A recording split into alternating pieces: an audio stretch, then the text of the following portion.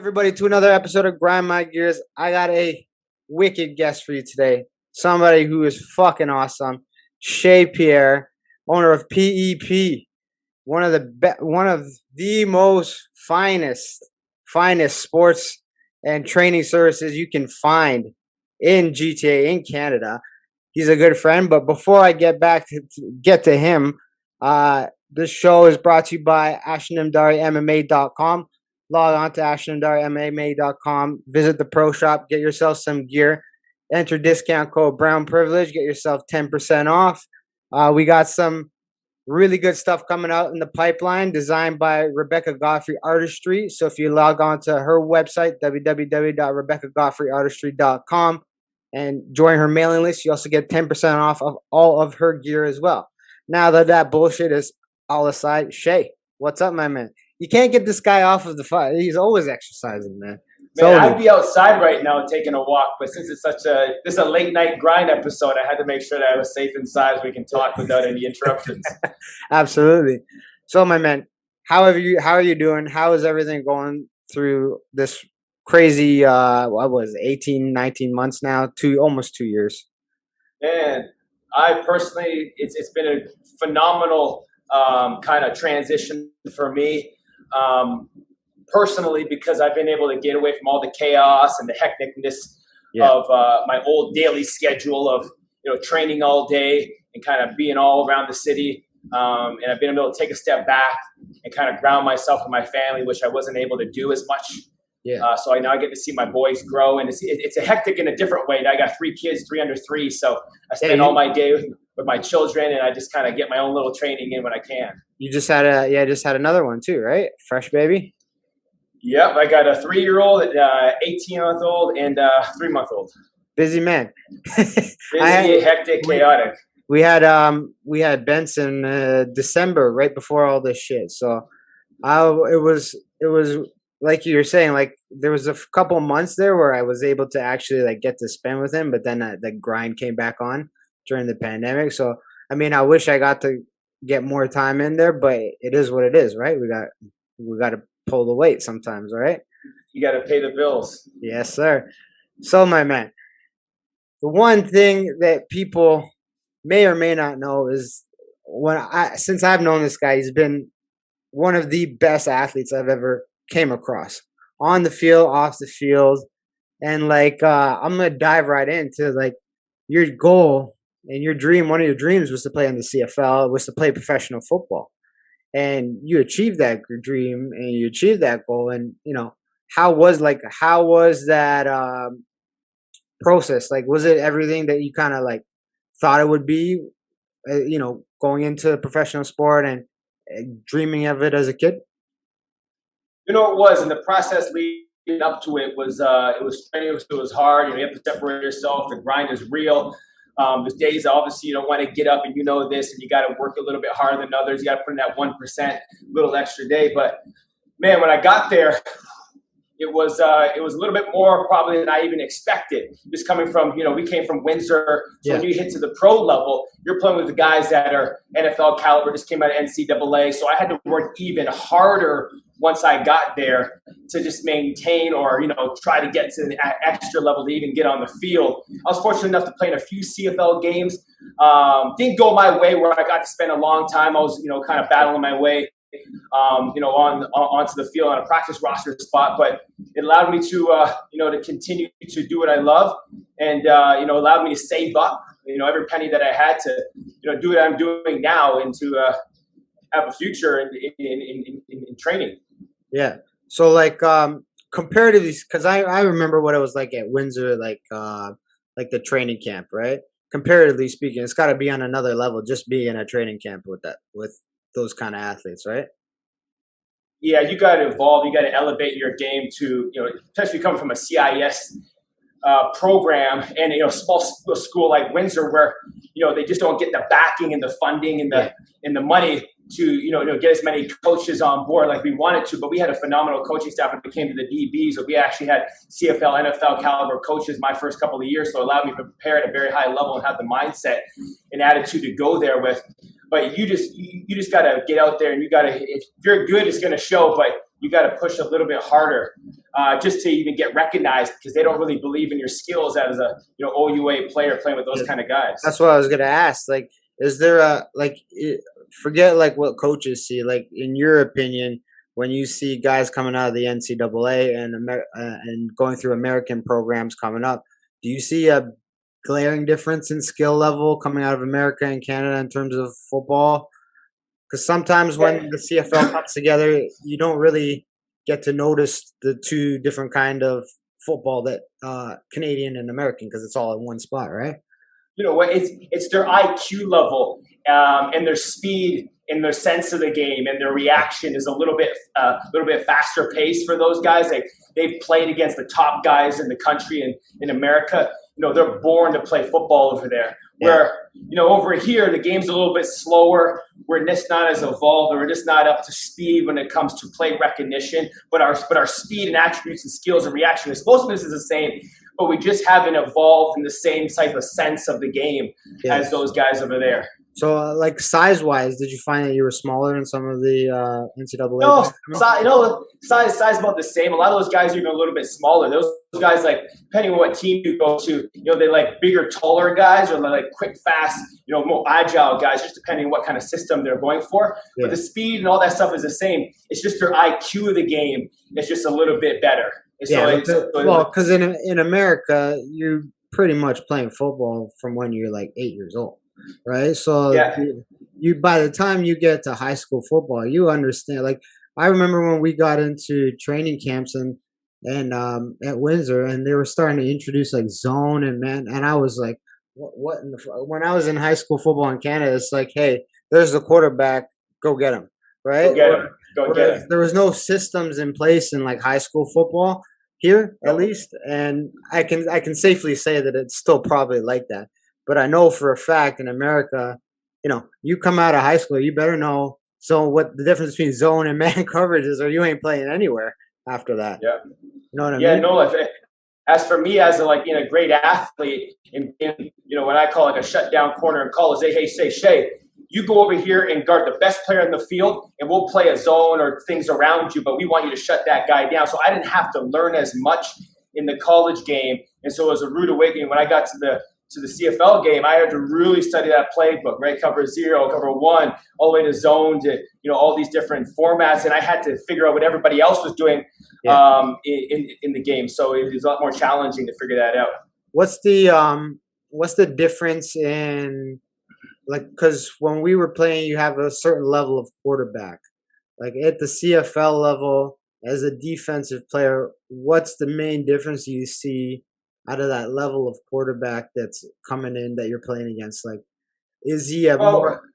Go ahead. Yeah, go ahead. Well, in the college level, those guys will stare their guys down. Yeah. So you can read and react so much easier. Whereas in the CFL, they keep their eyes straight ahead, right? They really don't try to telegraph where they're throwing it. So they might be looking at the right side, they turn back last second and turn to the left. So if you're a safety, they try to draw you off, obviously, to not let you get into the play. Whereas in the OUA CIS, they'll just stare the guy down. So you really have to watch a lot of film and watch tendencies, right? The details and nuances of where these quarterbacks like to go, who their favorite guys are, what the what the offensive formations are. Whereas in the college level, you don't really have to do as much because you're going to stare down their best guy and they're going to go right to him.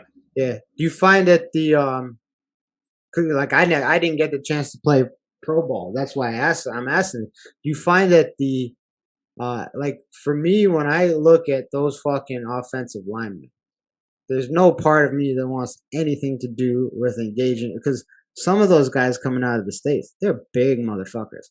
They are huge. And did you find when you had to like if they call the fucking safety blitz, that you were just like, fuck, you making me run through that shit? Like, they're massive. You know what I mean? You know what? They open up those holes pretty well, just depending on A, B, C gap. Those will be open pretty good, depending, because the lineman or the D lineman will try to get them away so then you can go through it. Yeah. So it just all depends on the scheme and how they're running it. But you gotta admit though, there's been some times where that fucking old lineman was pulling and you're like, shit. Oh, when those old linemen pull, especially in OUA, when we was playing Western, Yeah. And our D line's small. Those big old linemen, when they pull and you got two of them in front of you, all you do is you just try to chop their legs down and just kind of sit back and hope for the best. Preserve your knees. Preserve the knees because they're coming for you. Yeah, man. So you had, how many seasons did you play? 2, 3, right? After Argonauts in 2012, I didn't end up making the team. I came back to school. I got picked up by Edmonton. I ended up playing 3 seasons total. So Edmonton and Winnipeg. When what transition, like what triggered your transition from like the player mentality? Because you have to have like a certain mentality to want to play the game still. But what kind of like in your head was like the trigger moment where you were like, maybe I'm going to transition to what you're doing right now, where you're coaching and entrepreneurship? Like, what was that moment? It's always been something like my passion. It's always been something that I've always wanted to do. I've always loved to coach, always loved to help others, guide others, just to be the greatest version of their selves. I know I had so much to offer and to give to people, not just from a coaching, but from a personality standpoint. Yeah. Just so it's. I guess the transition came from when my last season I was getting ready to go to Winnipeg, and I already had a kind of feeling that I, was on the bubble. And I said to myself, you know what? I'm going to start my business now. It's 2015. I'm going to start my business now. And so I started in my basement. Yeah, I remember that. Yeah, you had guys coming down your basement, putting on the grind. Had guys in my basement, took all that, PR money that I had, kind of, slapped some weights down there. And, we got some people that come, and I was supposed to go back that year in June to Winnipeg. And then all of a sudden they called me. And they're releasing me. So it didn't go my way, but I had fortunate enough that I had built that business in the off season. Yeah. And then I just continued it. And it was kind of like, one door closed, another one opened, and I kind of just ran with it. And was there a part of you that still wanted to play, or was it just like when they released you, you're like, okay, I'm accepting this? You know what? I still wanted to play. And over that summer, we got some offers to go to some practice roster teams. But what I was building was I just seen the future and where it could go.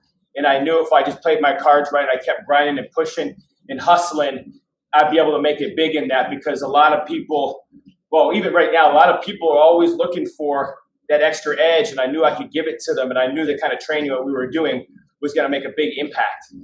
Now, do you still get the itch to get back in there? Because you're still a young man. Yeah, I'm 32 years old, and like I said at the beginning of the podcast, I feel absolutely phenomenal. And what I know now, compared to when I was like 22, 23, entering the league, man, I'd be friggin' 10 times better than I was. But it always goes that same way. It's like it's the same thing for MMA fighters. It's like what I find is like I train with a lot of guys. And I find that the guys that are retired, like from fighting, I have more of a hard time with them in the training room. But the thing is age is a bitch, right? Yeah, so like, even though you have all this technique built up, like in martial arts, it's a little different from football. You have all the technique built up, and you're like 38, 39. The body, in terms of the explosiveness, is just not there, and the wear and tear, right? But the same thing, like if I knew all the shit I knew now when I was 23, like Jesus Christ. Well, and thing is, I'm peaking now. You usually peak between like your late 20s, early 30s. I'm 32.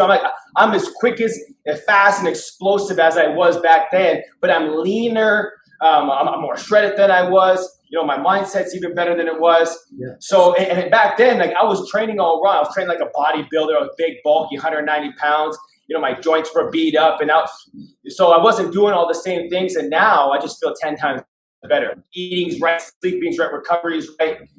So I just all I can do is pass on that knowledge to the next guys. What about I know all the setbacks I've incurred during my professional career, but have you had those incidents of any major injuries that kind of like made you? No, you know what? I've been fortunate enough that the only kind of major injury I had was back in college. I did some long jump. I was never a long jump, but I just tried it one day in a meet, and I kind of tore the hamstring a little bit. But I haven't had any major injuries in my entire life. I've been healthy, knock on wood, So for everything. that's a blessing because like if anyone takes away anything from what Shea has done, he's been able to compete at a high level and keep his body in fucking tact. Don't take me as a fucking example because I have destroyed myself through multiple surgeries. But fighting's a different animal. It's a different animal. It's a different animal. I've been fortunate enough that like I've always done the little things. I'm not saying that you have, but I've always done the little things where after practice I would do an hour stretch. I get in the cold tub. I do the sauna. I get the acupuncture. I get the massage. I do so much. I ate a lot of the right foods over the years. Not all the best, but I started to eat a lot of the great foods. So like I started to do those things, which kind of saved my body. Like I never missed a practice in the CFL. I was really proud of that. Yeah. It's really hard to do. So, I've been able to do all those right things that kind of kept my body in tip-top shape. Well, I think like too one of the biggest differences, like I classify football as a combat sport because it's large men fucking running into each other. Let's be honest about it. It's large men at high impacts. It's a combat sport basically. But one of I see the biggest differences in like say like boxing or MMA or wrestling is that there's so many components to it. So I find a lot of guys, including myself, a lot of my injuries were from overtraining, right? And yes, like people are like, well, why don't you train less? Well, if I have to learn jujitsu and Muay Thai and wrestling and still get my strength and conditioning and cardio, and boxing, all the components to like combat sport like MMA, you have to overtrain. I don't think even in the CFL or the NFL, there's no athlete that doesn't overtrain. It's just knowing as you age when to fucking stop or when to and that's where I'm kind of, as I get older now and I break myself more and more and more, I'm learning like there's certain days where I wake up and there's like the 3 first stairs. I take the 3 stairs up and I'm like, my knees are like, oh, no, Ashton, you take it easy today, you bitch. Yeah. Right? Yeah, no, and sometimes you got to take a step back, and it's just knowing, hey, do I need a little extra recovery today? Do I need some extra fuel from the food? It just you'll figure that out as you go. Yeah. Now, your coaching style is so innovative. Like I'm straight up tell you, I steal some of your shit all the time, and I use it on my. But yeah, so innovative. Like, where does that come from? I know you're constantly studying and upping your game, but like, where these unique things and positions you put your athletes in and put your athletes through, where does that innovation come from? A lot of it comes from watching the game itself. We try to mimic a lot of actual movement patterns and biomechanics and traits and skills and attributes that you'll see right in the game. And we'll try to load the same movement patterns as that and try to get you into the same form. Yeah. And we can load it, unload it. But if you want to get faster, we always tell your athletes will come all the time, hey, I want to get more explosive and fast. Yeah. And I say, okay, well, we need to run. We need to run more. But what is the thing that you need to get faster at? Most of the time, it's acceleration. Yeah. Right? We want to get that first step quickness. We're going to load the same patterns, that horizontal movement pattern, with maybe some sled sprints, right? Maybe some split stance, single leg unilateral movement. We'll try to figure out exactly from a movement assessment analysis how we can make you better, and we'll individualize that. But a lot of the stuff just comes from watching and just understanding the body and then how you can actually apply that to the sport. Now, like, I know like every athlete that comes across you is different. Now, when you have like a sport, like, cause you do a lot of football athletes, and there's different components to that in terms of position, right? How do you approach a D lineman and O lineman in terms of speed? Because they're not going to have the same attributes as say a DB or a wide receiver has that comes to you.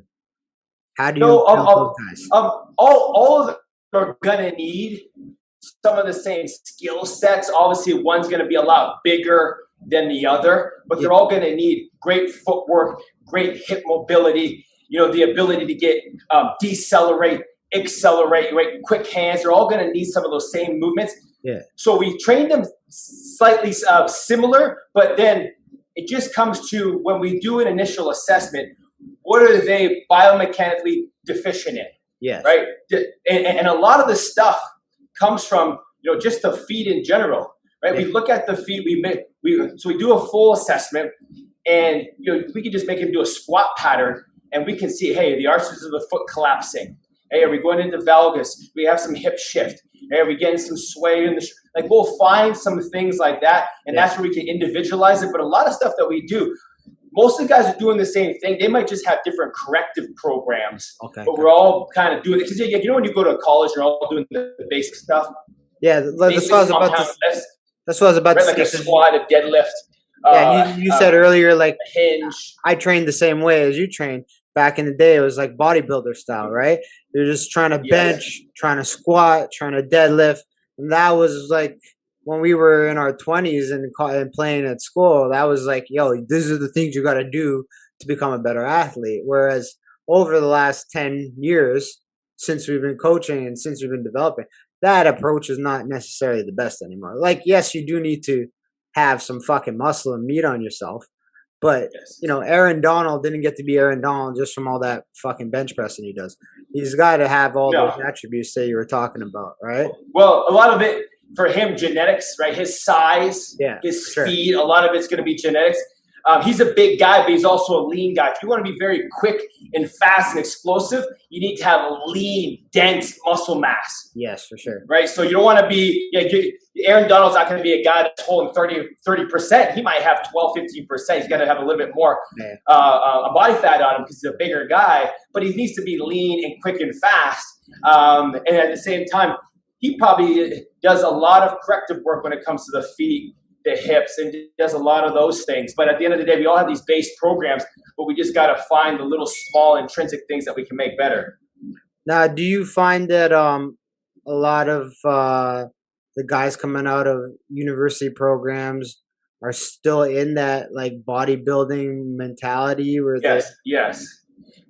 Because the thing is that they compare themselves to NFL players. Yeah. So just like I did when I was that age. So I'm only 5'10", naturally like 180 to 175 pounds, which that's where like I'm the quickest, I'm the fastest, I'm the most reactive.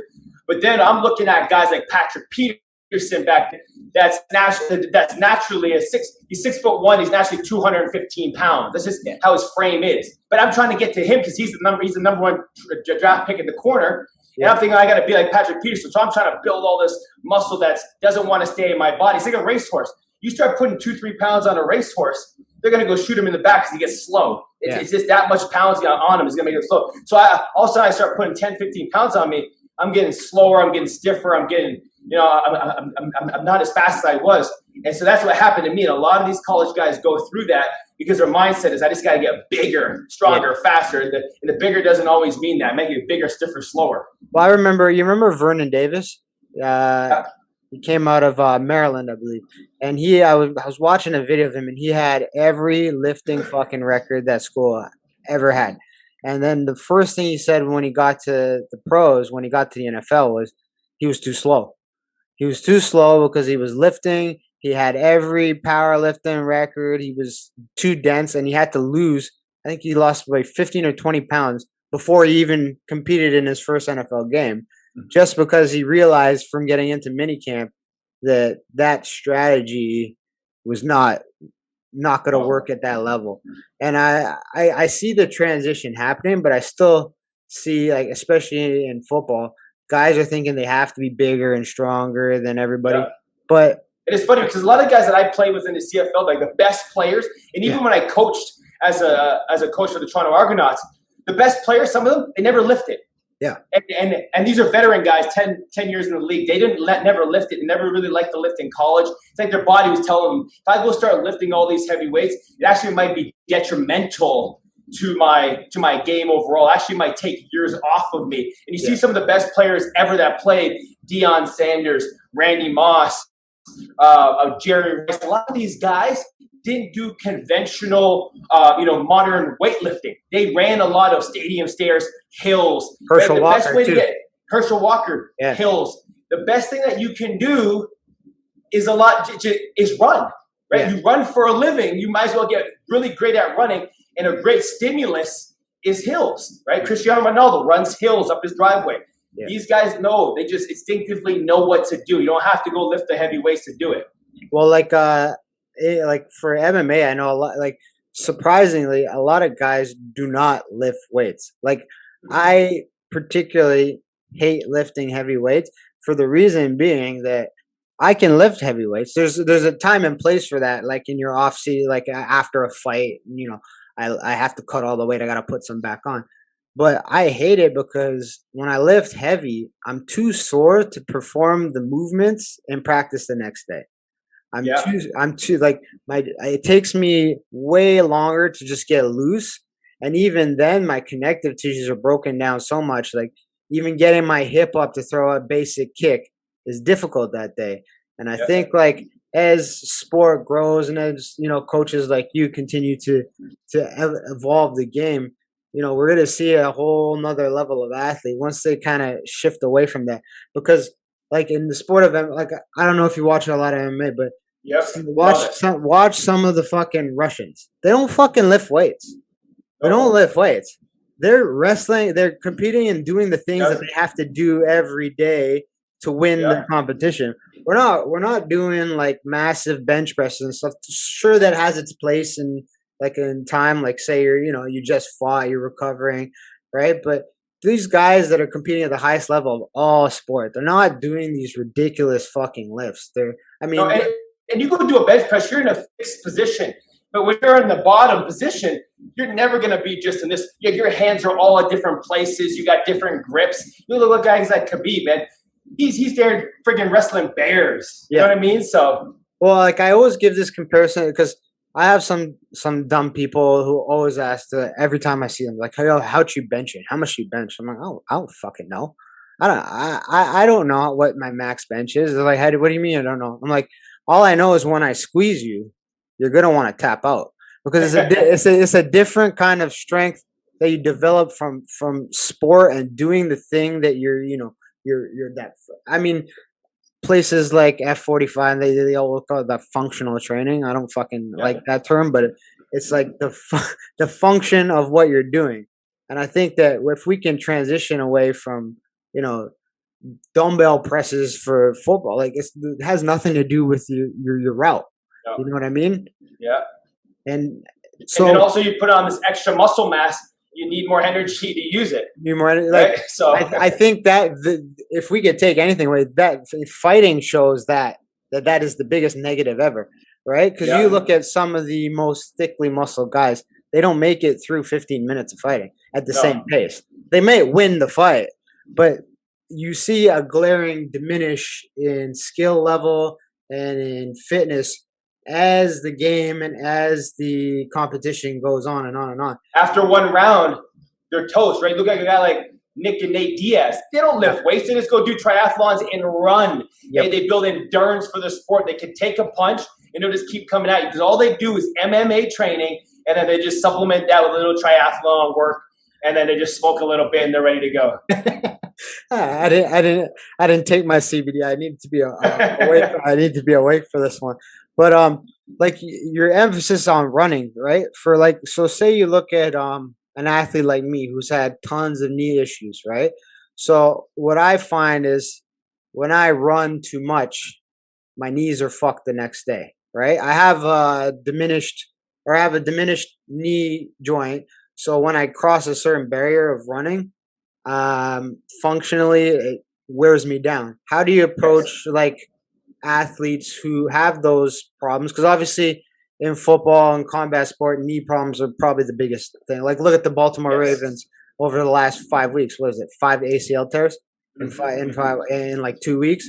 How do you approach that with diminished athletes where they have those injuries coming back? Yeah, so there's many different ways. Obviously, we want to keep you off your feet a little bit when we need to get that little extra cardio. You can jump on a bike.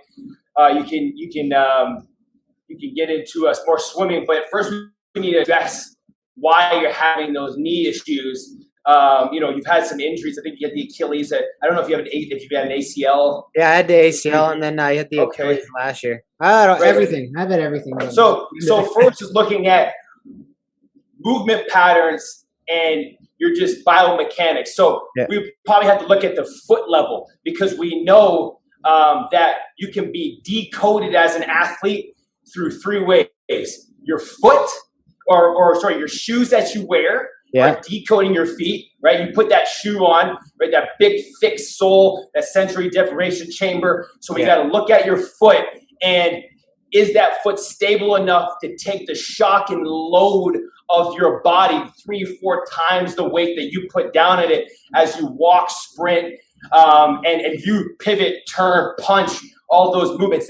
Can it biomechanically hold the load and the structure within that arch and all those intrinsic muscles in the foot? Because if you're a lot of MMA athletes, they'll default and put a lot of the weight off the inside of their foot. Yeah. They like to plant and push and do a lot of the movements off the inside of their foot, which puts a lot of stress on the inside medial of the knee. So, but if you watch some of the great punchers, you'll see how they pivot. Like throwing and punching, if you can pivot off the outside, because we all know all the force and the punch and the rotation, the explosiveness comes from the foot and then the hip, right? And then that arm, which comes over as all one complete unit. But if you don't let that foot harmony with the hip and the arm, you're not going to get that turnover and speed and oomph out of the punch. So we got to know, hey, where is he distributing all this weight on his leg, and can we fix that issue?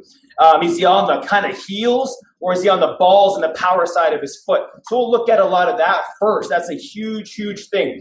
We also know that a lot of that inside edge and pushing off of comes from reverse torque movement, meaning that you're an MMA athlete. Well, you're going to have a lot of kind of thrust back, but as a more like sprinting athlete, more multi-directional athlete, football, basketball, lacrosse, baseball, hockey, volleyball, you name it, all the movements is forward. You're in a forward locomotive state. Yeah. So you don't want to do movements that are going to make you go backwards, like a hip thrust, like a clean.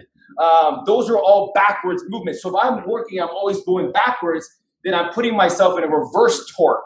Yeah, I want to make the torque go out, right? So I want to go that way. So my foot hits the ground and my heel pops and pivots away. So I'm pivoting off the strong side, not the inside. Also, sitting in this sedentary lifestyle. Oh, it's the worst. Can be very detrimental to you because, you know, as you're sitting right now, hip flexors are getting short. Hey, you're getting long and tight in the back. Yeah. You know, you're sitting on those glutes all day.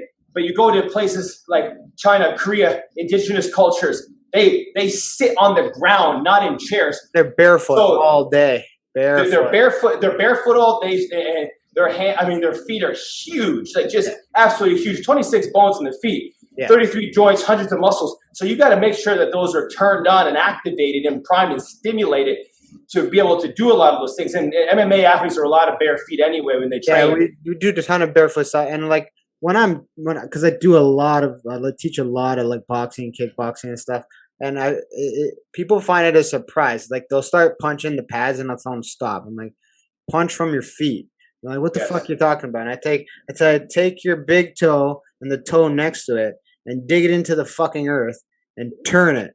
And like it takes them. Well, it took me maybe like almost 10 years before I really understood the concept of like using my toes and using them on the playing surface, on the canvas, wherever the hell you are, whatever surface you play on, whether the field or whatever, and driving off of the toes. I think a lot of athletes miss those little teeny things called toes that are the first connection to the ground. Yeah, and I think that's exactly what you're explaining to me. And like for basketball players, there's a group of now they're wearing the thickest fucking shoes on the planet. Yeah. You find like obviously they have the most impact on their knees because of the sheer amount of running, the hardwood. Yes. Then you have that thick Nike fucking sole that they always put on that foot. Do you find that basketball players suffer from like terrible feet once they get the shoes off? So there is a bit of a difference. So like you want to wear a minimalist shoe for your everyday, leisure, right? When you're just kind of walking, going to the grocery store, something like that. You don't want to wear a big, thick sole. You want to have a more minimalist shoe that kind of is kind of the same as your foot. So it's very, very small, has a wide toe box. I wear Vivo Barefoots, a little branding out there, but I wear those, and they've done amazing. But when it comes to sport, you're gonna want you don't want as much of a wide toe box, only because you don't want all this slide in your. Like you want to be able to grip, so they make it a little bit more narrow, and they have a little bit more support on the back end, because there is so much load and shock from you jumping so high, so much force coming down, that if it was minimal, it would put a lot of just pressure on the feet. Go out and run for like a 20K or even a 5K. If you wear minimalist shoes, your feet are really going to ache and burn the next day. So you do need a little bit of cushioning padding, and it allows the foot to kind of get a lot of traction when you do lateral change of directions. But once you take them off, you want to roll the feet out, and you just want to be able to just kind of allow the foot just to relax and open up and not wear socks. Just try to let it breathe. Yeah, one of the things I've been doing for the last 3 or 4 years, and I feel the benefits is when I'm sitting down watching TV, I put the lacrosse ball on the floor and I just roll my arch out. And as soon as I stand up, I feel almost like you're on a cloud, because those muscles are always active. You're just walking day to day, and they're taking that pressure. And for a sport like MMA or any sport that does barefoot, like gymnastics, I think they have pretty minimalist shoes. My arch gets fucking destroyed. I have flat feet. I didn't start with flat feet. When I was playing football and stuff like that, I had an arch, and then as I kept going in MMA, those mats flatten your arch out. And the only way, one of the things I recommend to people all the time is roll the fucking, you don't have to go ham on it, but just put the ball on it and relax that arch, because when you stand up, you feel like you're walking on a cloud. You know what I mean? No, and add a little point to that. Every single morning when I wake up, I brush my teeth, I have my lacrosse ball, I even have a little jagged ball, I roll that on. But I also sit in Seiza every day. So if you know Seiza, everybody knows Seiza. You can look it up on Google. I sit in Seiza, but I sit in Seiza with my toes tucked. And what that does is it opens up the fascia and stretches the fascia, that long bottom of your foot. Yeah. And that just needs to lengthen. And you really want to be able to touch your bum to your heels and open that up. And most people can't even sit like that and really get your toes dug into the ground for more than 10, 15, 20 seconds. Yeah. And that's a position that opens up that fascia. And then if you can, I go as much as I can during the day, because I do a lot of gardening with my wife. Yeah. During the summertime, we have a nice rock pebbles back there, and I walk on those uneven surfaces, but I get a lot of stimulation from that. I'm just walking barefoot on that and barefoot on the grass. So that allows that kind of sensory output as well. But those couple of things are going to be huge and beneficial for people. One of the things that my strength coach has is this little, it's like a pin board. And before you train, you go barefoot on it and you just stand on it. You don't do shit. You just stand on it and you just move your foot, and it fucking hurts. It hurts your foot. But the one thing, at first I was like, Coach, why are you making me do this dumb shit for? This hurts my foot. And then he's like, get off of it. And then when I got off it, my mental state, it literally wakes you up. There's so many nerve endings in your foot that people don't really understand that are there, that if you stimulate them, it literally will warm you up. You still have to warm up, but you get what I'm saying. There's so many nerve endings in that foot that it's a quite often neglected body part when it comes to athletic development. Because that's the same thing I was talking about with the pebbles, right? Because it's working all these balance, stability, and full body control. So when you come off, you get a better sense of your overall surroundings. Yeah. Now, I wanted to talk, one of the things I know you for is your business acumen and entrepreneurship. The energy that you bring to your business and the energy that you bring to your clients and stuff, how do you approach entrepreneurship? You have so many different streams and things that come into your company. Where does all that vision come from to build it something that you have built? Yeah, you know what? It's always a hard question when people ask me this one. I'm always working on so many different things at so many different times. I would say I get a good night's sleep, but I'm always trying to think about the next thing I can do. And I think that's what great visionaries do. And I always try to stay ahead of the game. I read so many different things that don't involve fitness. I'm always trying to think about branding and marketing. And that's the biggest thing. If you want to build a business, you have to build your brand. You have to be able to market yourself very well. Yeah. I have friends with master's degrees in exercise science, all these amazing things. but they're just not people person, and they don't have that knack and that personality, and that charisma and that energy to take their business to that next level. Yeah. And you always got to you always got to have 2, 3, 4 different things going on, to make a business very successful. You can't, it's good to stay, on a straight line and really build one thing up, but eventually you got to start branching out and bringing in a little bit more different streams of income. So I started off in the basement, like I said, but once I started to really build up that business, I knew personally I couldn't put 12, 15-hour days in. It was going to burn me out by the time I hit this, 32 years old. Yeah. And I knew I have a family, and I like to spend more time with the family. And I had I was working at the college as a strength coach. I was working in the pros, and I was doing my, my business. And I said, you know what, online is the way to go. And I was fortunate enough to get online before COVID started. So, and it only amplified from there. It really helped. But you also have to know about, how do I get more team? How do I get more people involved that I can trust to help build and grow it? But I always knew if I was going to train people, I was already using equipment. Yeah. And so I said, if I could just make this equipment better, I should just make it myself and get these athletes to wear it and brand it for me. And that could be another line of income. Or I'm already filming these athletes. I might as well film what we're doing and sell it as an online program. Yeah. Hey, I'm not the greatest in food nutrition, but I should bring in somebody that's really good and partner with them and sell that. Oh, I'm already wearing minimalist shoes. I should work with that partner. I'm good at branding and personality and talking, and I should partner with them. So I'm always trying to think about how can I get, one foot in the door to take my my business to the next level. It's like hiring to your weaknesses. So like when I was in Arizona doing a camp out there, I read George St. Pierre's book, right? And the one thing that they were asking was like, how did you become like such a successful businessman outside of MMA? And he said, because I didn't try to do everything myself. I found other people who were innovative and experts in certain things, and I brought them in and helped build that brand. It seems like it's the same mindset and mentality that you used to build yours. And one of the biggest things I always tell people is like, I use this model called pour gasoline on the fire. So I watch what other people are doing in the industry that are doing it at such a high pace, doing it really, really good. Yeah. And I'll just mimic exactly what they're doing, and I'll just make it into my own and make it even better. Yeah. Like when I go to make a program, say I'm making a speed program. Well, I'll take a year, study what other people are doing, right? Buy all the programs and figure out what are they missing and how can I make that better? Yeah. Because I'm doing it as a user and a client, and this is what I would want. And then I do a lot of research and analysis of asking questions of what athletes will want, and then I'll bring it all together and I'll make it 10 times better, and we'll sell it. And when I sell it, I only know we get one opportunity. So if that client buys it, how can I get them to stick with me for life?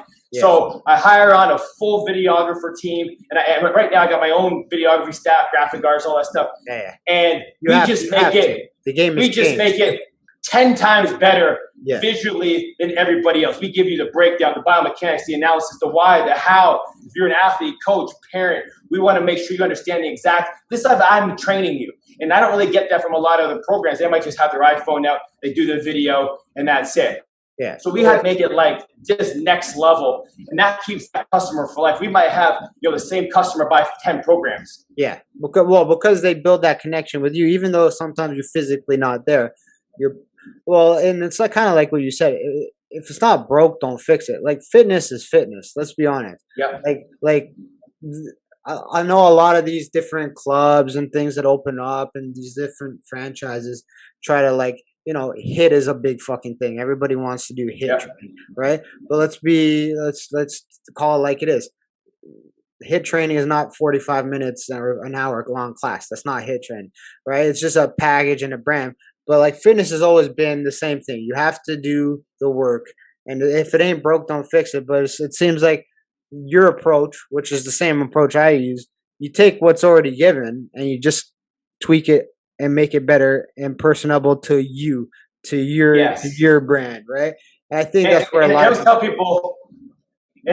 people, like squat's a squat, but how can we make the squat better? How can we tell you our squat is better than blow Joe down the street squat, right? Yeah. So we'll talk about, like when we were talking about speed in how to get faster, we were trying to draw in what's something that somebody's not talking about, right? Because everybody wants to get faster. So we might talk about the feet.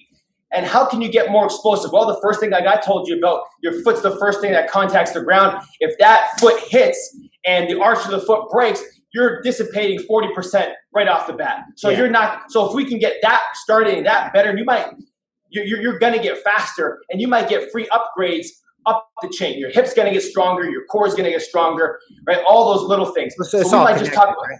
It's all connected. So we might talk about one thing. And that's how we draw you into what we want. So we're always trying to study up, how can we hit the user, even though it's the same exercise, same movement, we're just going to talk about it in a different way. Yeah. And there's this, like you said, like a squat is a squat, right? But it's almost like how you package that and communicate it to the person, because like the way I teach a squat may not resonate with everybody. They may not understand it. They may not, the way I explain it biomechanically, process it in their brain. But it's like you said, how you communicate it, how you put it together. And obviously you have a personality that, like, every time I fucking see you, man, you're always like, bring this energy. Like I'll be up at like 5 a.m. and I'll pull up your video and I'll be like, shit. Now I gotta get going. And you know what? And that's part of it, right? Yeah. Is the personality, the charisma, the energy. I'm the face of the company, so it's like I always got to be on, and I'm the person that is motivating you to be the greatest version of yourself. So that's who you're gonna see, and that's what we're gonna bring. You have to do that, right? So.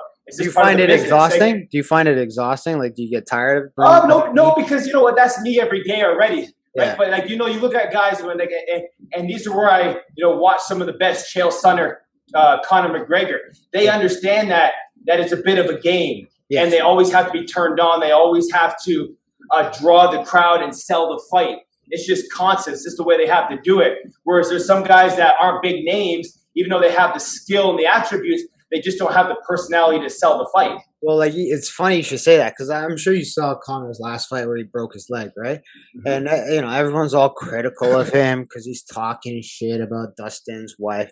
But Dustin and his girl are solid. I've been following his career. That wasn't even bothering them. But with the one thing, like, hate him or love him, the guy broke his fucking foot, was lying on the bottom of the cage and promoting the next fight. Next fight. He broke, like, I don't think people understand. His shin bone was snapped in half. And he was talking shit, challenging the guy to come and fight him while he was on the ground, promoting, like, he's like looking at the commission. He's like, that was not a knockout. That was not a knockout. That was a TK. That was a doctor style. Like, he was already, his mindset was gone from, hey, this is over. Whatever happened just happened. But let me keep going. Let me promote. That's the kind of energy that I think people, like, they don't understand it because maybe they don't have it. But, like, that's the mentality of a competitor. But not only a competitor, he just sold his whiskey business for $600 million. He's a fucking smart guy too. He's a businessman. He understands the game. The game is not just fighting. The game is up here. Yeah, and he's an innovator. And, like, hate him or love him, people hate him because he talks and he says all this shit. And I love him because he's transcended the game where like, and I wish all athletes take this into account. You don't have to rely on the income that you make from playing sport to be your permanent income for the rest of your life. If you look at a guy like Conor McGregor, look at the average income of look at the average income of an up and coming fighter like myself or whatever. It's horse shit. It's nothing. You can't make a living off of that. You can't feed your family off of that. But what he's done is he's used his ability to be an athlete. And let's be honest, in terms of fighting, he's not the greatest fighter on the planet. Not the greatest fighter. He's very one-dimensional. Fantastic fighter, but he can be beaten, right? Yeah. But he's used that gift that he has of talking, of entrepreneurship, of business, and packaging it into this wonderful, amazing brand. Like, he has his Conor McGregor fast program. I guarantee you he doesn't do shit with that. But it's garbage. I've seen it. It's garbage. It's garbage. I guarantee you, but people fucking buy it because got his name on it. And I He's got his have name on no it. hate towards that. And anyone that does hate that, fuck you. It's because you're jealous, right? Yep. That's how it's done. And like, that's one of the things I admire about you. And that's how I've modeled myself. And I'm branching off into all these crazy different things. Like my wife sometimes is like, you gotta slow down. You gotta finish one project. I'm like, no, I'm gonna do all of them at the same time. She's like, Yeah. Ashley, you don't have. I'm like, I can do it. I'm fucking Superman. Because as you're doing one project and you're doing another one, it sparks ideas for the one that you're doing over here. Exactly. And that's where I've always found. Like, I'll be in the middle of one, I'll be working on this one, like, oh shit, I can put in more into this one that I just found out. And everyone was like, yo, why'd you start podcasting? I'm like, well, I got tired of creating content. I was like sitting there every like Friday night trying to come up with ideas and shit. And I'm like, you know what? I'm actually really good at talking shit on the internet. Why don't I just talk shit on the internet? Yeah. Hey, newsflash, guys. That's a way to. That's how you do it, It's right? a way to make money. That's a way to make money. So I'm like, what? Like, you know, I use Joe Rogan because I listen to a lot of his content, but like, he basically gave everybody the blueprint to, you know, getting online. He's like, get a microphone, get your phone, and record shit. That's it. That's it. And just put yourself out there. And you know, the internet is so big, people will find you. They'll gravitate towards you. And I mean, like, you know, like you said, where COVID hit, you were fortunate to be online already and have a great big online presence already. What do you recommend to people who, you know, who have been hit hard by this, like in the fitness industry? They're kind of grounding, getting their feet wet online now. Like, how do they approach it? Because I know a lot of people have been reaching out to me. I don't know about you, but like they're lost. You know what I mean? With all the shutdowns. It's hard because it's very saturated. It's very hard to get in now, and the algorithms have all changed. You know, YouTube 15 years ago, now it's possible to get the YouTube channels up. I mean, that's how Instagram is. It's so difficult. All you can do is literally you have to be very patient, and you have to do. Here, hold on a second. Yeah, no worries.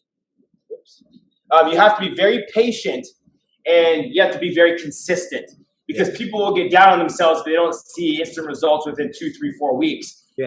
It's an everyday grind. You have to really learn the nuances of Instagram, from the hashtagging, when to post, what kind of content to post, things that are going to go viral, things that are going to get more people to comment on you. Are you commenting within a certain time frame within that first hour? Are you going on and commenting on 200 to 500 people's posts a day, so then you can be seen, so they can come back to you to start getting your stuff up there?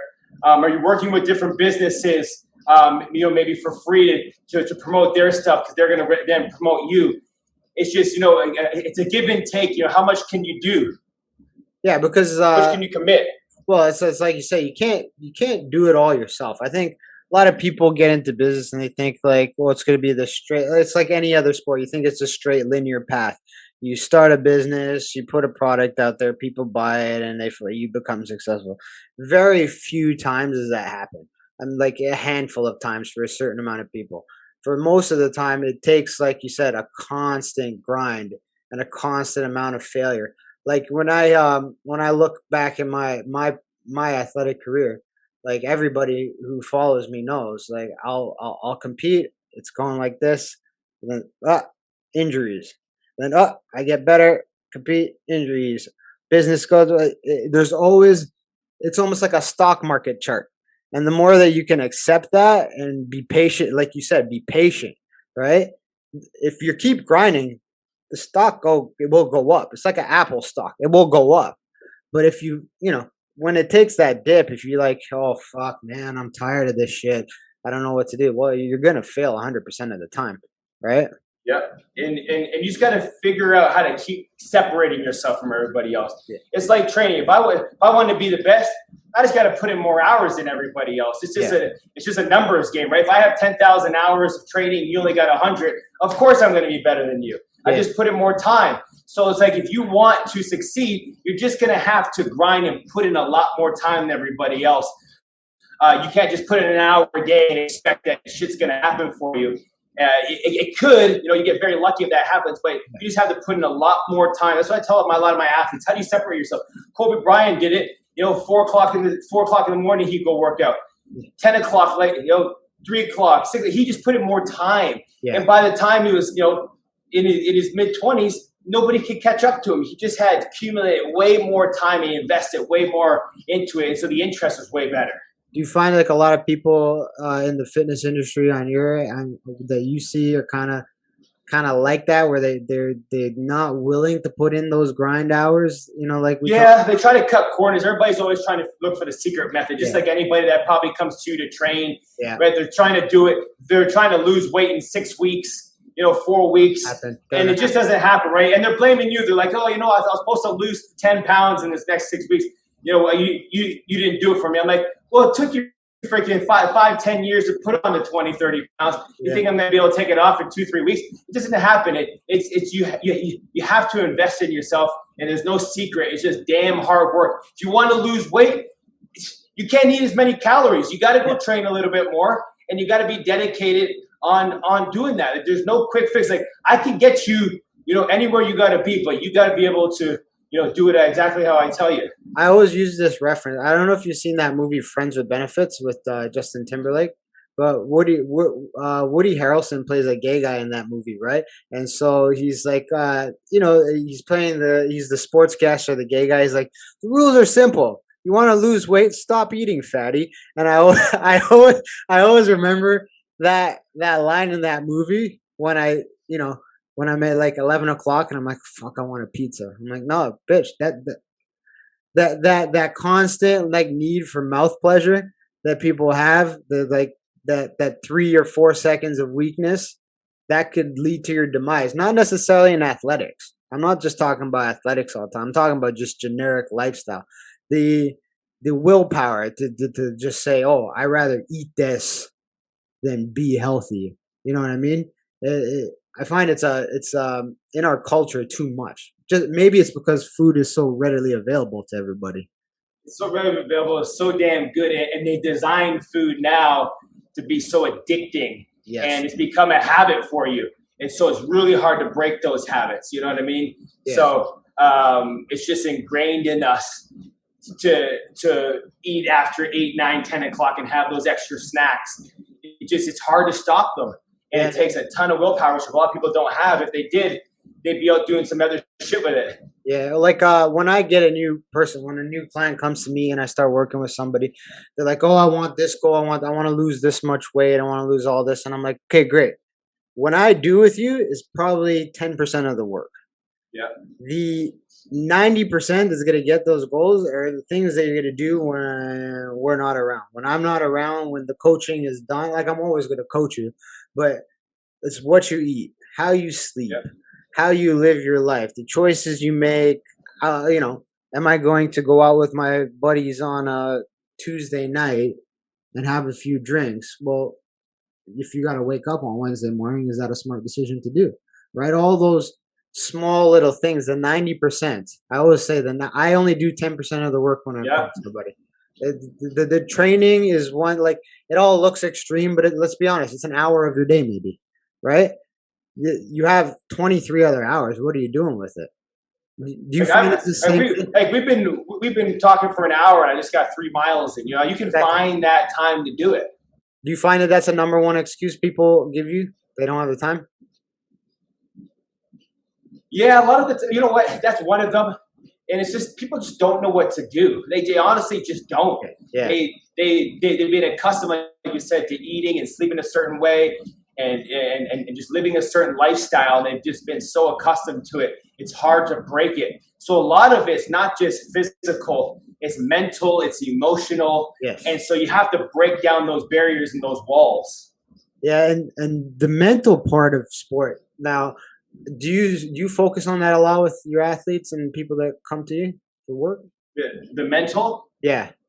That's one of the biggest one, and everybody's different, right? Like, from the youth athlete, the high school, the college, the professional, they all got their own inner demons that they're fighting, and the things around them, and in society, and what people around them want from them, and their haters and all that stuff. So it's really kind of getting to the or if it is not getting to the core of it the first day, you start to get to know them, what makes them tick.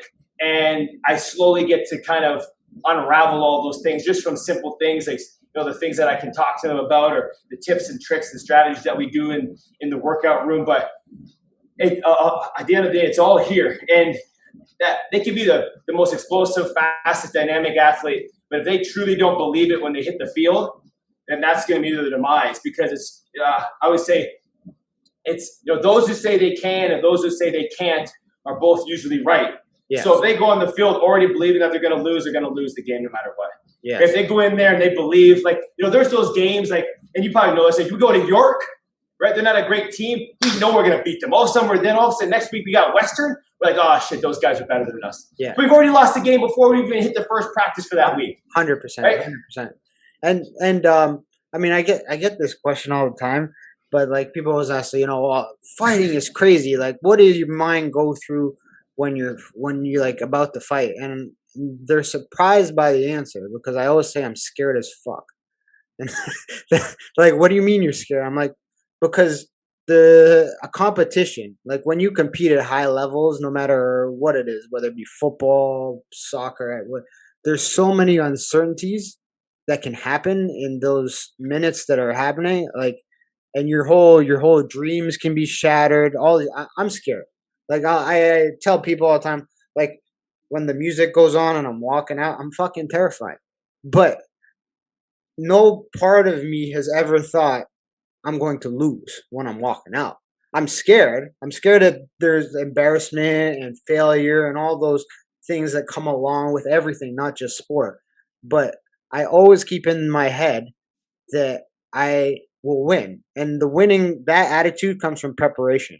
If you've prepared for whatever it is, a meeting, at work, a big presentation, if you put every ounce of preparation that you physically can, it may not be more than the other guy, but if I put in every ounce that I can and know that was my maximal effort getting ready for this specific thing, whether it be that meeting or a professional competition, when I get in there, I have nothing to worry about, right? No, absolutely. And it's funny, you talked about the George St. Pierre book, and I read that same one. I think it was called Rush.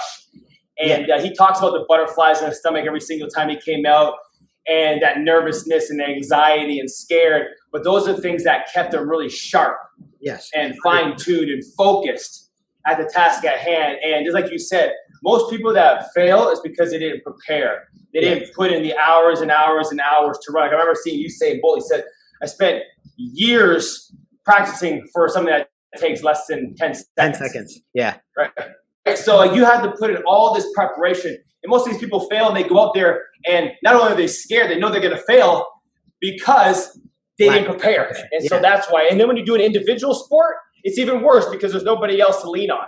Well, there's been, I would be lying if I didn't say, I've been in a fight.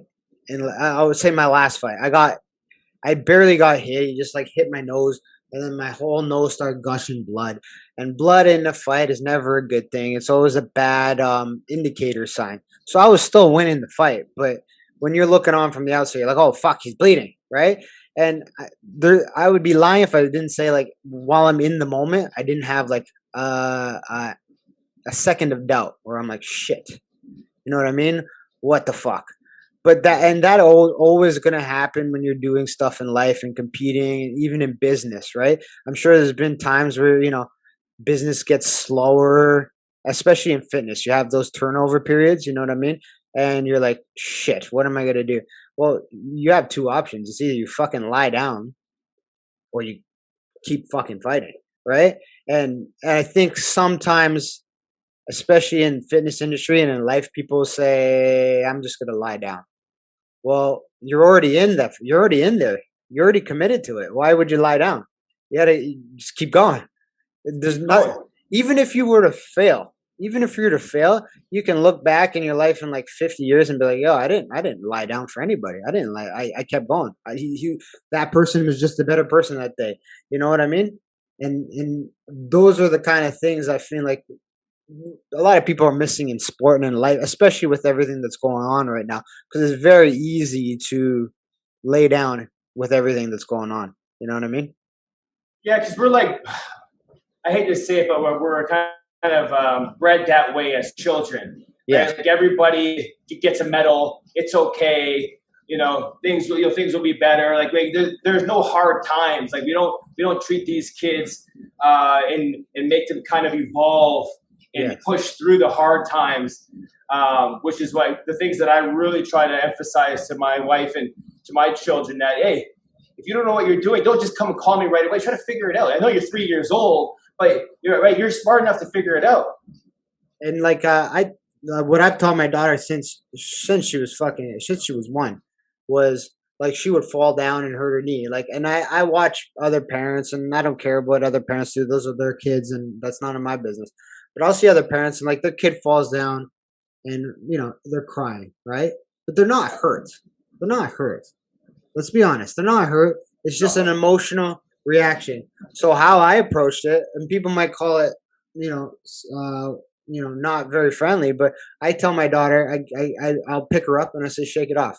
And I walk away. And my daughter does this now. She'll physically shake it off and she'll stop crying. Right. And with everything that's going on, hard times make hard people. Right. And I think that we were in a lot of soft times. Let's be honest. We're in a lot of soft times and people got a little comfortable. Now we're in hard times and it's a gut check time, especially in the fitness industry. And that's what I wanted to ask you is your thoughts on everything that's going on in terms of, like, I don't want to get into the politics of shit because forget politics, but like when we talk about sport and fitness and just gyms in general, there's been this like ridiculous attack on the industry from government entities. And what are your thoughts on like how do we overcome that and move forward from it? I'm fortunate enough that I haven't had to really deal with that from like a local standpoint, from the local gyms and stuff. I'm in here in my own little private studio, so I do what I want, how I want, when I want to do it. Yeah. I still go by the bylaws. I always believe that, what? If the government says that we need to wear the masks and we got to get vaccinated, do I want to go above and beyond and try to not do what they say? I don't know. It's if that's what it is, that's what's going to keep the population safe. Yeah. And this vaccine's been the most looked at ever in history. And I got double vaccinated. I did what I was needed to do just to keep the others around me safe and to make sure that these hospitals aren't getting overpopulated with people that are sick. But I don't know. I've been lucky enough that I don't really have to deal too much with all that. So that one's tough on me because I haven't had to get into that real world issue. Yeah, but like like what I'm trying to get at is like the narrative. Sorry, no worries. I can't hear you for some reason now. Can you hear me now? Is better? Yeah, can you hear me now? Oh, yeah, no, I can hear you now. For some reason, sometimes this speaker thing like this pops up. Yeah, like it just turned it off for some reason. I just turned off your audio. All right, well, we're back. Anyway, Okay. what I was saying is what I was trying to get at is like how like fitness industry and like gyms and sport has been kind of viewed it as this threat. You know what I mean? If you do it, if we engage in it, it's going to be a threat to. Well, like the virus is real. Have had COVID. I know it's real, but like, do you feel like there's been a unwarranted like attack on the industry? That's what I was trying to get at. Yeah, like I think that they may think that well, we know that gyms are, I wouldn't say they're not sanitary, and they're probably cleaner than they were before. 100%. Just because of COVID. But you go to a gym, it's just lurking with so many different bacteria and viruses. Just the nature of it. There's millions of people going in there throughout the week. Yeah. But so that's one of the places where they deem the most unsafe, just because so many people can go to one place and there's a cluster of hundreds of people, especially you go to the big gyms like YMCA, LA Fitness, right? So they're just deeming those places. So those are the first places they're going to shut down. because it's just hard to clean all that equipment unless like they're just going every day. So this very unsanitary, but they're probably way cleaner, 10 times cleaner than Ten they times ever cleaner have than been. before. Everybody I know who's a gym owner, I know a lot of gym owners have spent thousands of dollars Yeah. making their place friggin' cleaner than before. And I think when I was doing the podcast with Corey, he said this is like the new age of gym is like if you have a dirty, like rotten looking facility, like Yeah. you need to consider like putting some money into renovation and getting rid of that because that is like no longer will you be able to get away with that. You know, like the old time you'd be like, oh, this is a the old weightlifting gym Old, where it's like old dungy gyms. yeah, you won't be able to get away with that anymore just because of the kind of like the shift that we've had.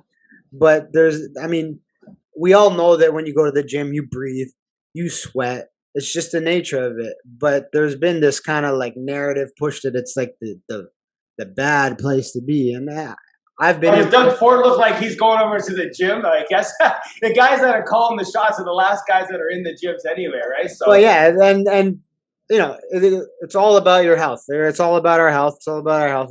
But the people calling the shots, they have never fucking spent a day in their life putting themselves through this grind, right? And obviously, there's uh, there's no denying we're both on the same page.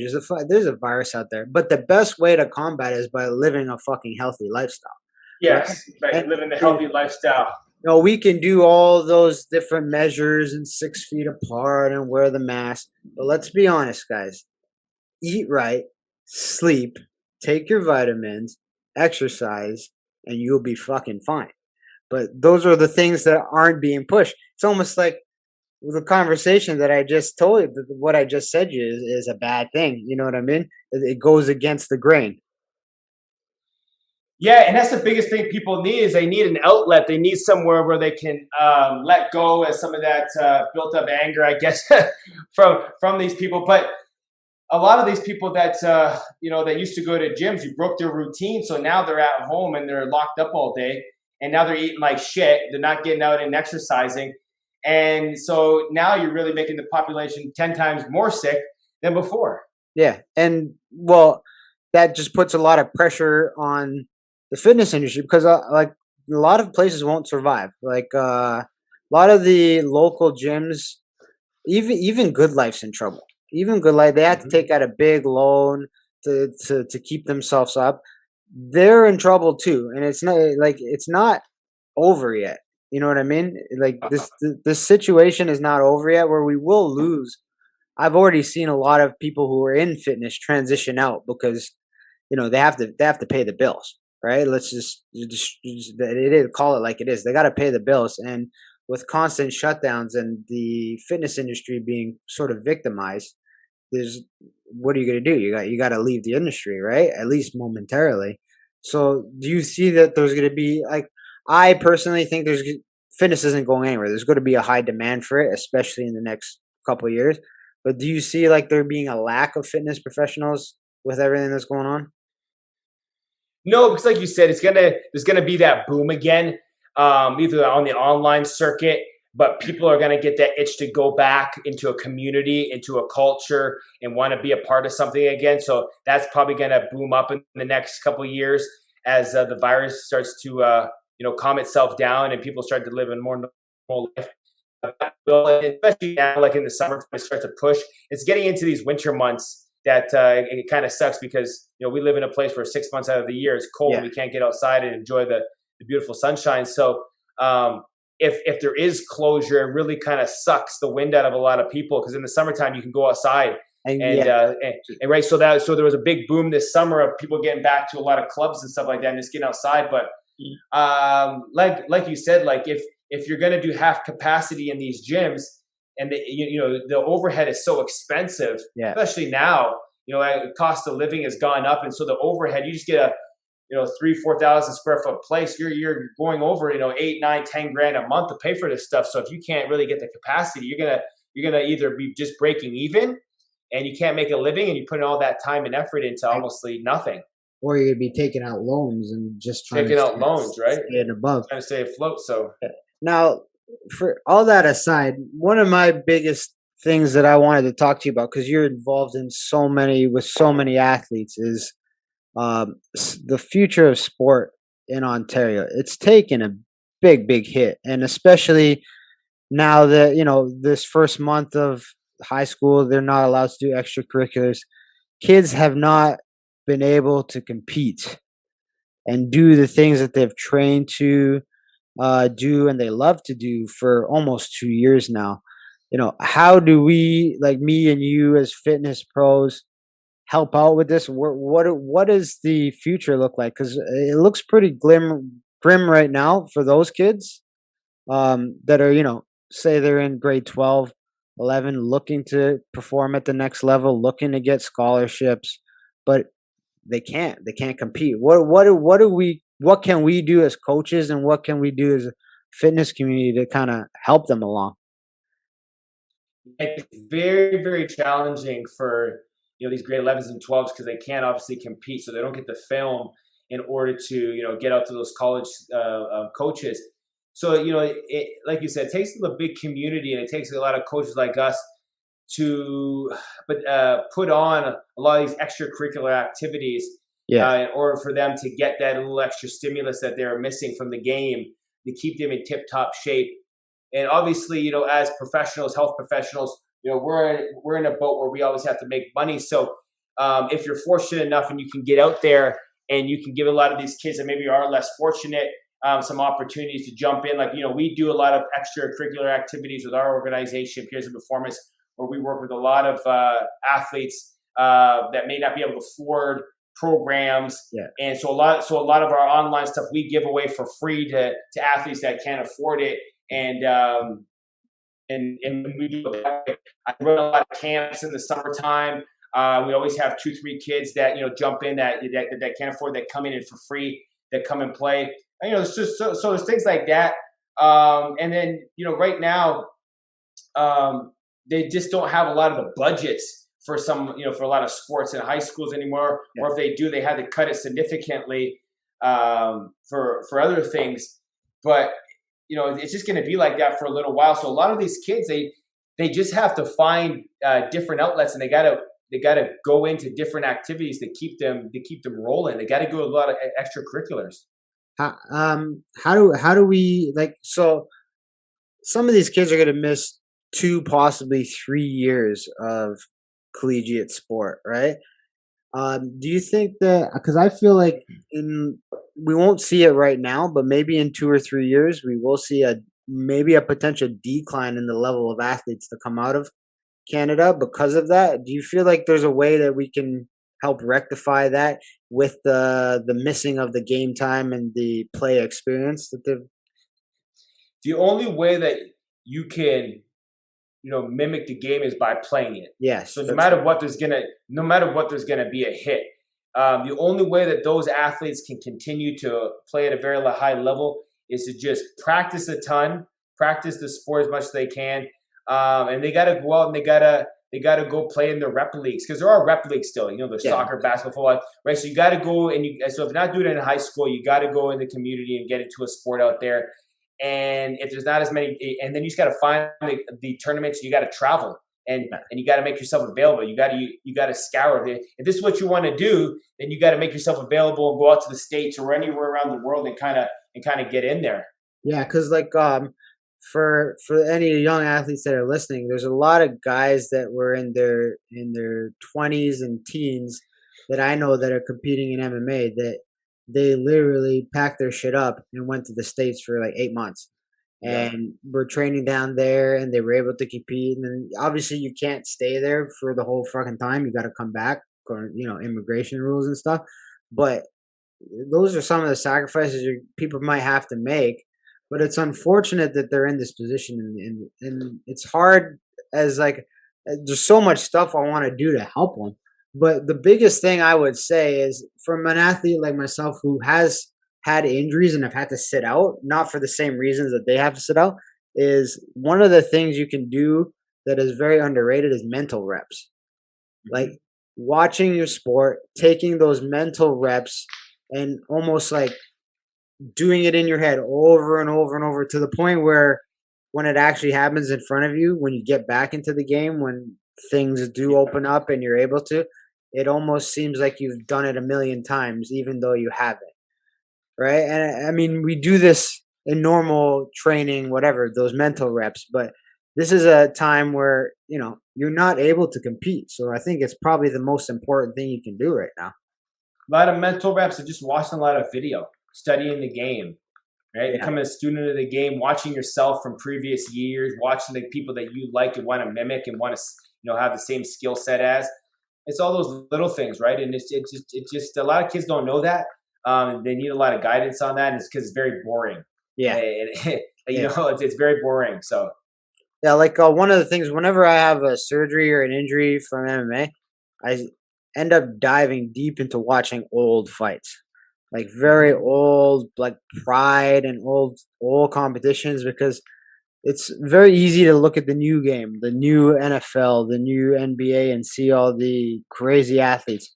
But if you go back in time and watch some of the greats do some of the stuff they do, it's no different than what's happening now. It's just on another level. But there's also some technical things that they were doing back then that gets lost in the evolution of sport, that if you pay attention, it could give you a significant advantage in your sport coming back.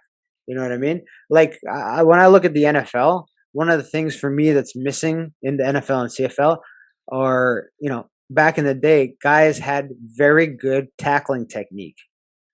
They squared their shoulders and they ran through people. Whereas nowadays, it's not as clean. You get the odd once in a while big hits, you know what I mean? But when we're talking about some of the all-time greats, they were better and cleaner at tackling. So, like, for example, if you're a football athlete now who hasn't been able to play 2 years, study those guys. Look at their technique and mimic it. Do it in your basement if you have to. You know what I mean? Those are the things you can do. But, I mean, it's so difficult when they can't play. They got to get back to playing. Yeah, well, all these kids nowadays are just looking for the big shot, right? They look for the highlight knockout. So they're not going to be as clean and as efficient as the guys in the old days where the social media wasn't a thing. They didn't, TSN highlights weren't the thing. They were just going out and they just need to make that solid tackle, right? So they weren't so they weren't getting that showboating. How do we get sport back? What do we have to do?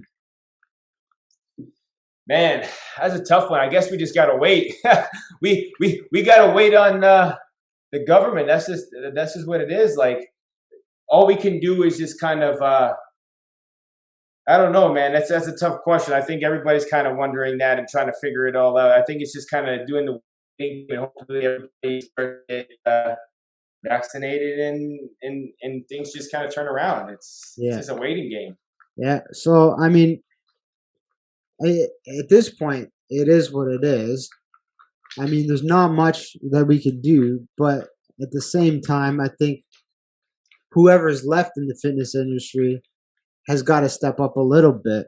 And and I'm not trying to put anybody on the spot or anything like that, but I think that if we do want sport and the fitness industry to thrive, like, I know fitness industry will thrive, but I'm a little more worried about sport in general, sport and competition. The loss of those years for a lot of people will lead to non-participation in the future. Like when you take time off and you have a hard time getting back into it, right? I'm afraid that some of that time off will, like we were talking about, give into that mindset of laziness. Yeah.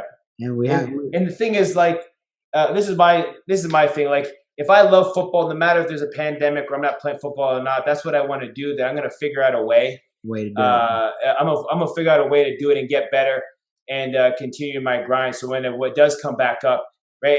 And those kids that come out of it, those are the kids that are meant to continue and to push. Those are the kids that just never gave up, and like you said, just make them harder, made them stronger, made them more resilient. Their grind was real. They came out and they were better than when they left. And those are the kids that are going to rise to the top. And I think sport will be all right because you're always going to have, and it might even come back stronger because those are the kids that are coming back. So you're going to get the best of the best. Yeah. Best of the best coming back. And that could be I don't doubt that. I just you're gonna have the best of the best. I'm more worried about the ones that maybe weren't gonna be professional athletes, and that was their only chance. That was their only time to play. You know what I mean? They've lost No, that experience. absolutely. Well, hopefully that they got into what they wanted to get into a little bit faster. Yeah, Hopefully they figured it out and they didn't have to waste any more time. Just kind of riding the bench or whatever. And they kind of figured out what they were going to do quicker, and they got into their profession faster. So actually, they're doing better than they were. absolutely. So anyway, let's wrap this shit up. We've been fucking talking for forever, but Yeah. man, it was great catching up with you and talking to you about all this stuff. Can you let everybody know where to find you, how they can get in touch with you if they want to train, if they want to see any of your programs? How do they get it? Yeah, so the best way to find me is on Instagram at Pierre's Elite Performance. That's the hash or a Pet Fast hashtag on there. A lot of our stuff comes up. Or you can go to pierreseliteperformance.com. That's where you find a lot of our products and programs on there. Yeah, man, it was great to catch up with you, just chatting it up, and man, I enjoyed it. Yeah, man, we'll do it again anytime, man. That was fun as I love doing this shit and talking to people because, well, one, there's no filters. You can say whatever the hell you want. But two, it's always a learning experience. Like I always learn something talking, right? And that's one of the, if I finish this shit off anyway, I just like talk to people. People are friendly, guys. Everybody Yeah, talk to each other. and, absolutely. Yeah, and anyway, thank you everybody for joining us today. That was another episode of Grind My Gears. Join me next time. Shay, thank you, brother. It was a all right, pleasure. man. And that's it for Yes. me. Buddy, thank you for watching. Please do me a favor. Click the like below. Share on YouTube. Share on Instagram. Share on Facebook. Spread the word so I can keep creating more content for you and keep providing you with a great podcast experience. Peace out.